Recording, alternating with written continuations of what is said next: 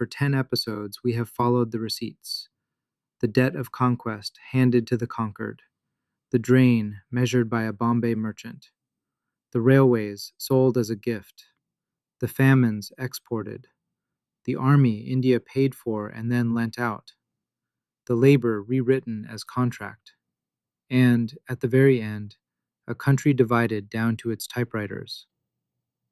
Now we come to the final question, the one this entire series has been building toward.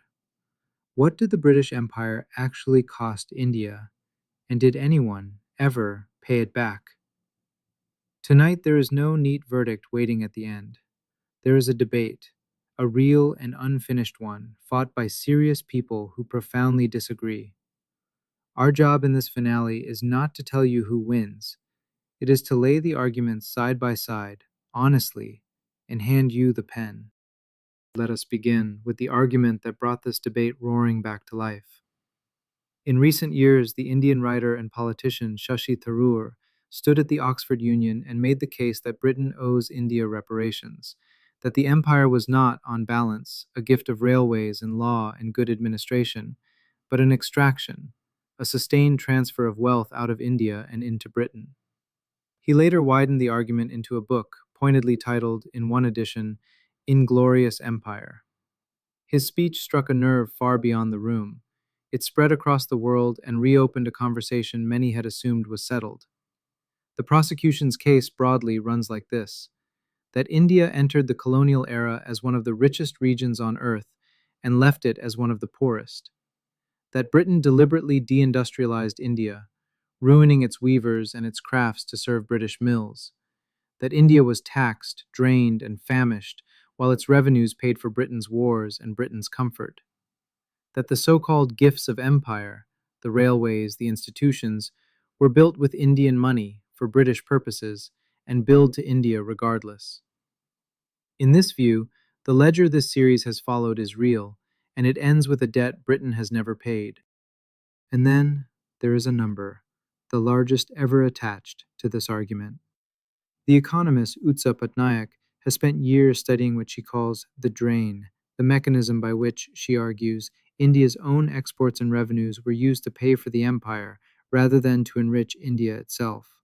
Working through the figures across nearly 2 centuries and compounding them forward over time, she has arrived at an estimate often cited at around $45 trillion drained from India to Britain. It is a staggering figure, and it has become a rallying cry. But we have to be careful and honest here, exactly as this channel promises to be. That number is highly contested. It depends heavily on the assumptions you make, how you define the drain, what rate of interest you compound it at across centuries, and how you translate the wealth of the past into the money of the present. Change those assumptions, and the figure swings wildly. But Nayak's estimate is best understood not as a settled invoice, but as one scholar's bold attempt to put a single price on something enormous and slippery, an argument, not an arithmetic fact. Now we must do the harder thing and give the other side its full and fair hearing. Because there are serious historians who reject the net extraction framing altogether, and they are not apologists for empire. The economic historian Tirthankar Roy, among others, has argued that the drain theory, and especially the giant headline numbers, rest on shaky methodological ground. Their case runs roughly like this: that you cannot simply tally up everything India ever sent to Britain and call it loot. Much of it was payment for real goods, services, and borrowing. That India's poverty has deep roots in geography, in climate, in agriculture, in population, that long predate and outlast the British, and that blaming the empire for all of it is too simple. That the colonial economy was not one machine with one lever, but a tangle of winners and losers, of investment as well as extraction, and that compounding a disputed figure across 200 years to reach a number like 45 trillion is, in their view, an exercise in assumption rather than evidence. This is not the argument that the empire was good. It is the argument that the accounting is far messier than a single villain and a single number, that history resists being reduced to one clean bill. So who is right? Here is the honest answer, and it is the most important sentence in this finale. Both sides are pointing at something true.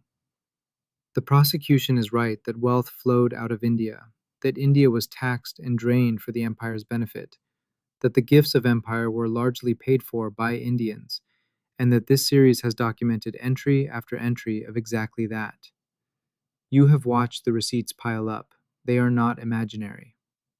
And the defense is right that you cannot compress all of that into one tidy, certain figure, that the deeper you go, the more the numbers wobble, the more the assumptions do the heavy lifting, and the more history refuses to behave like a closed account. The drain was real. Its exact size is and may always be genuinely beyond our reach. That is why this debate endures. It is not a failure to reach a verdict. It is the recognition that some bills are too vast, too tangled, and too old to ever be totaled to the last rupee, and that honest people can stare at the same evidence and still disagree about what is owed. So, what in the end is the bill for an empire? It is not a single number you can write at the bottom of a page and demand. We have spent this finale showing you why, because the people best qualified to add it up cannot agree, and because the largest figure ever named is more argument than answer.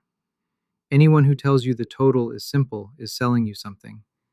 But here is what this series has shown you beyond dispute, in entry after entry, that the British Raj ran, from its very first day, on the principle that India would pay for its own subjugation, that the cost was real, that it was recorded, that it was deliberate, and that it shaped 2 centuries and shapes the lives of more than 1 billion people still.